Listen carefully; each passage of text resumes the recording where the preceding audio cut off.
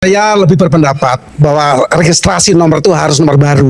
Oke. Jadi ini hal baru karena yang lama dikembalikan. Di mana menyatakan itu dalam putusan? Prof membaca? Ya. Nggak ada. Ya, Itu harus, putusan. ini bukan demi hukum, tapi itu subjektivitas hakim memberikan. Kalau tidak diberi, masa mau jalan sendiri? Ini kan tidak diberi masalahnya. Kenapa? Pasalnya ayatnya tidak dicantumkan di situ, Prof. Saya belum menetapkan kalau wajib lapor kembali. Jadi dipanggil terlebih dahulu untuk persidangan hari Kamis tanggal 27 Agustus 2026. Begitu ya. Karena ada pukul 09.00 gitu ya. Ya, sidang selesai ditutup.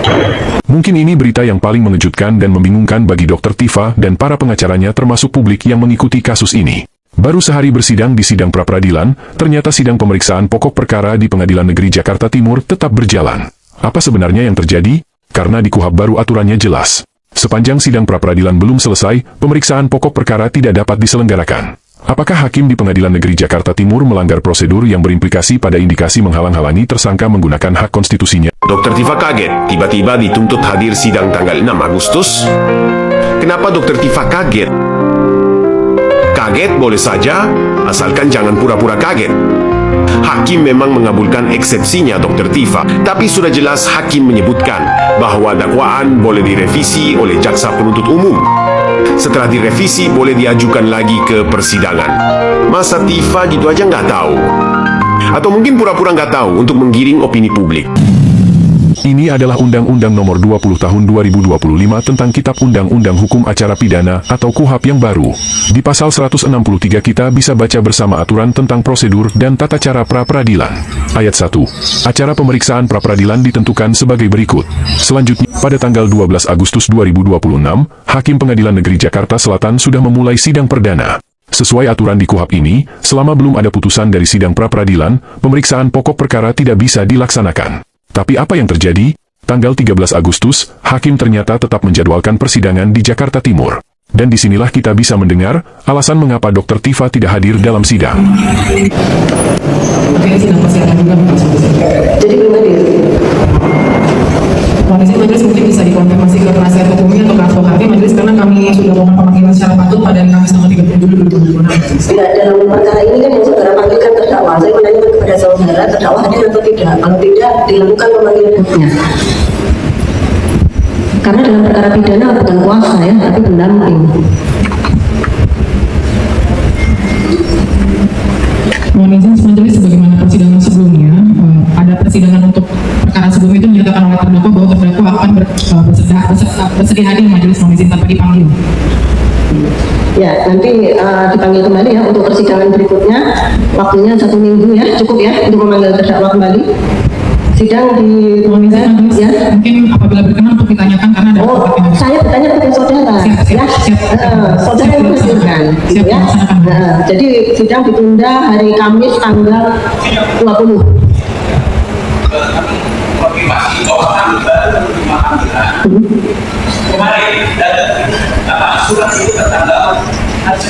Oh, berarti belum cukup waktunya ya, makanya dipanggil kembali gitu ya, makanya kita hadir hari ini gitu.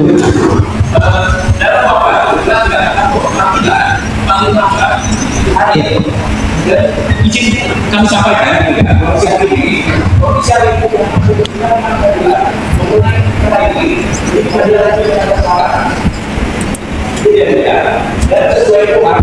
yang baru di pasal 133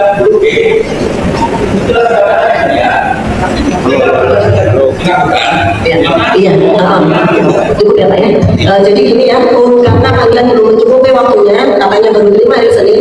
Untuk kalau saya hitung nih persidangan tanggal 20 nanti belum cukup 7 harinya kalau dipanggil mulai besok. Jadi persidangan tanggal 27, begitu ya. Dipanggil untuk hari Kamis tanggal 27 Agustus 2026, gitu ya terdakwa ya, untuk umumnya untuk manggil terdakwa, gitu ya. Baik, kondisi majelis. Ya. Baik, apabila majelis memutuskan untuk kami memanggil kembali, akan kami panggil kembali untuk kesempatan berikutnya. Namun sebelum sidang ditutup, kami ingin menyampaikan untuk melakukan permohonan mewajibkan terdakwa melakukan wajib lapor kembali kepada kami majelis, karena menghadirkan terdakwa pada persidangan juga merupakan salah satu tugas dari penuntut umum, dan pada saat dilakukan penyerahan tersangka dan barang bukti, terdakwa ini sepakat untuk kooperatif, dan salah satu nilai kooperatifnya adalah untuk dipanggil apabila ada wajib lapor. Demikian. revisi. Ya nanti seperti yang sudah saya sampaikan masih ada kesempatan memanggil, nanti berikutnya kita tetapkan begitu ya. Ya Pak ya, mohon maaf ya Pak ya, karena di sini terdakwa belum hadir, penasihat hukum belum mewakili begitu ya, belum mendampingi. Enggak, saya menghadapi begini aja. Dikatakan Tidak usah Pak ya. kalau memang wajib lapor kembali, berarti statusnya tersangka. Saya belum menetapkan kalau wajib lapor kembali. Jadi dipanggil terlebih dahulu untuk persidangan hari Kamis tanggal 27 Agustus 2026. Begitu ya. Karena ada pukul 09.00 gitu ya. Ya, sidang selesai ditutup. Ya, tadi yang wajib Sebenarnya tadi juga saya ikuti juga persidangan di PN Timur, sekalipun melalui elektronik ya.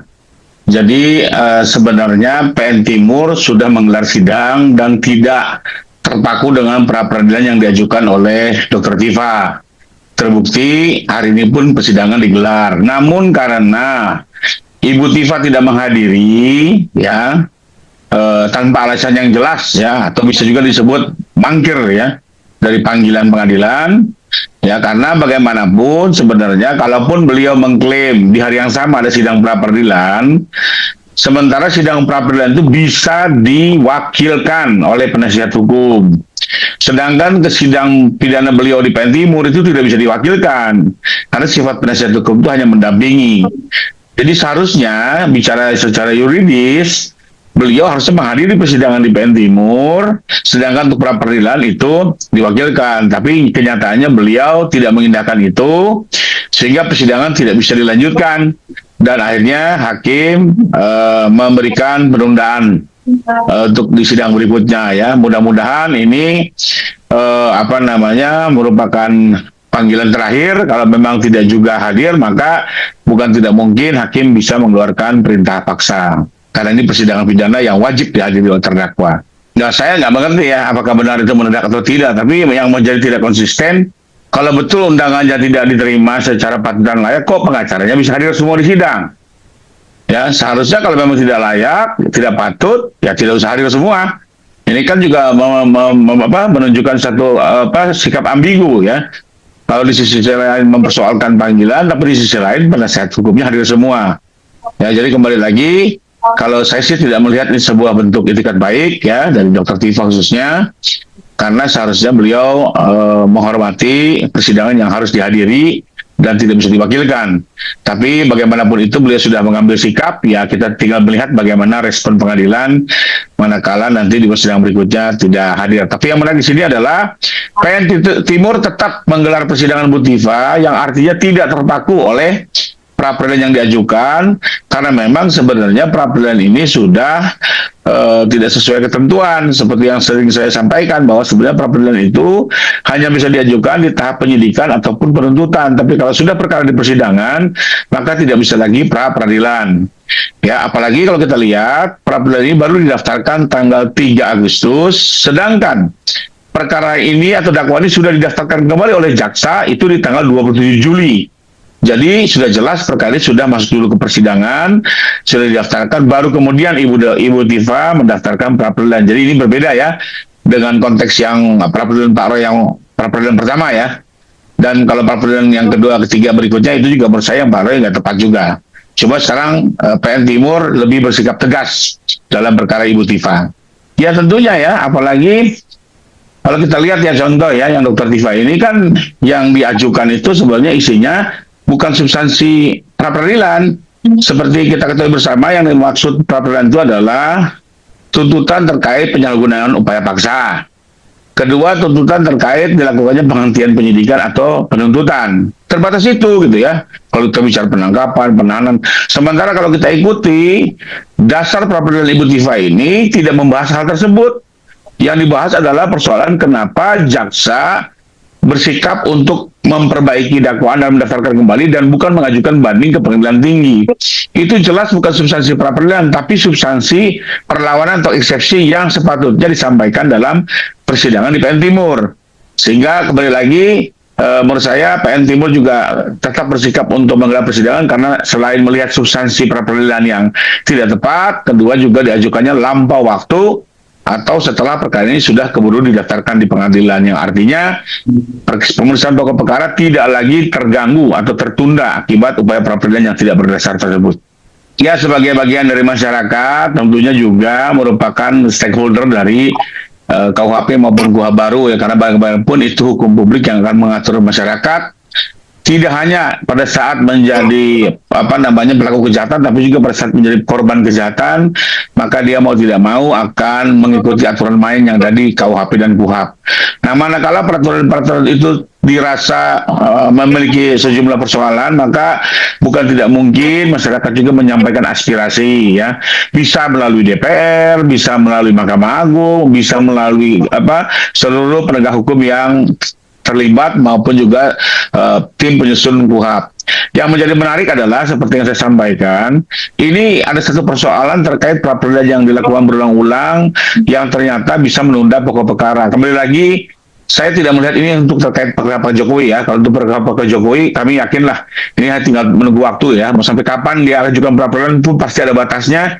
Dan pada akhirnya juga akan kembali ke pokok perkara. Tapi yang menjadi substansi persoalan penting di sini yang saya juga mengharapkan seluruh penegak hukum terkait, ya, termasuk juga tim penyusun KUHP mencermati satu fenomena yang bisa berbahaya, di mana kalau pola pra-peradilan berulang ini dilakukan dalam perkara-perkara yang dilakukan penahanan, ya, maka bukan tidak mungkin nanti para koruptor, para kejahatan luar biasa, ya, pelaku pengedar narkoba itu bisa bebas hanya gara-gara masa tahanan di pengadilan itu sudah berakhir.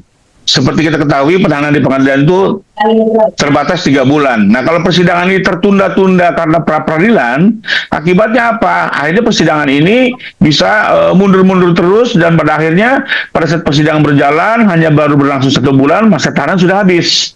Ya, apakah ini yang mau kita harapkan, ya? Pemahaman ini disalahartikan dan bisa mengakibatkan para pelaku kejahatan berat itu bisa terbebas dari masa penahanan yang mungkin tidak mudah juga untuk menghadirkannya kembali, ya, bisa menjadi buronan, bisa lari dan segala macamnya. Jadi kembali lagi, saya tidak hanya melihat persoalan di perkara Pak Jokowi atau Pak Roy, ya, tapi ini ada persoalan hukum yang perlu kita cermati bersama, tentunya mencari sistem terbaik, ya, agar praktek pra-peradilan yang berulang ini tidak menyebabkan, ya, pelaku-pelaku kejahatan yang dalam masa penahanan pengadilan akhirnya bisa dibebaskan hanya gara-gara persidangan pokok perkara tertunda-tunda akibat pra-peradilan yang bisa dilangsungkan sampai 2 bulan bahkan, gitu, ya. Sehingga sementara tersisa 1 bulan hanya untuk melanjutkan persidangan, dan itu tidak mungkin, ya. Kalau persidangan pada umumnya 3 bulan, maka apa? Baru 1 bulan persidangan terpaksa si terdakwa harus dilepaskan, atau namanya disebut BDH, ya, bebas demi hukum, ya.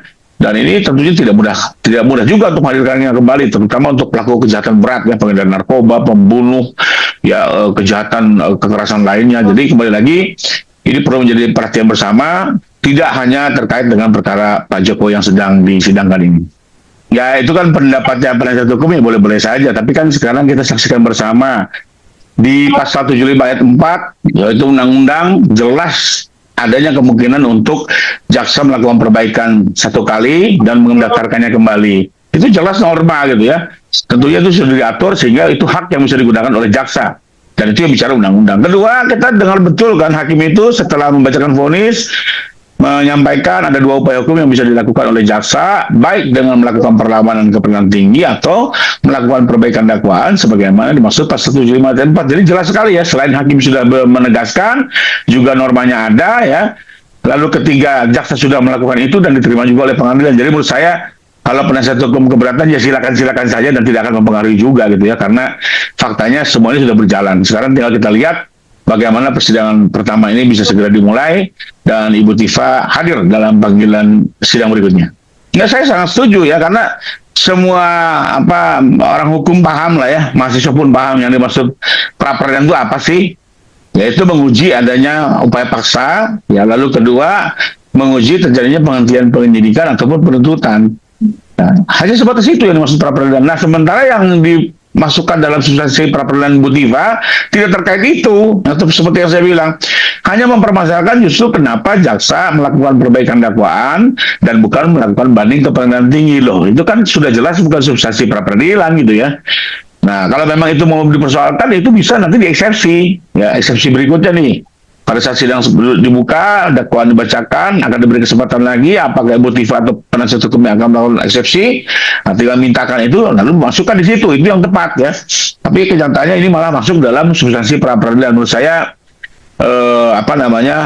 ya kembali lagi, selain tidak berdasar, lampau waktu, sehingga ya aja sia-sia dan seolah-olah hanya sekedar menunda-nunda pemeriksaan perkara pokok saja. Ya kalau saya kembali lagi ya, saya pikir ini pengetahuan umum ya, banyak sekali penegak hukum, akademisi hukum, praktisi hukum maupun mahasiswa hukum memahami ya apa yang dimaksud pra peradilan dan apa yang ternyata dipersoalkan Ibu Tifa dalam pra peradilan saat ini ya, di mana itu betul-betul tidak konteks. Tapi kembali lagi ya, saya hormati aja sebagai sebuah upaya hukum, sekalipun akhirnya saya menilai ini sekadar menunda pokok perkara, dan ya mau sampai kapan gitu ya, intinya kan tetap semua ada akhirnya ya, tetap juga pada akhirnya disidangkan, tetap juga pada akhirnya harus ada vonis dari perkara pokok ini.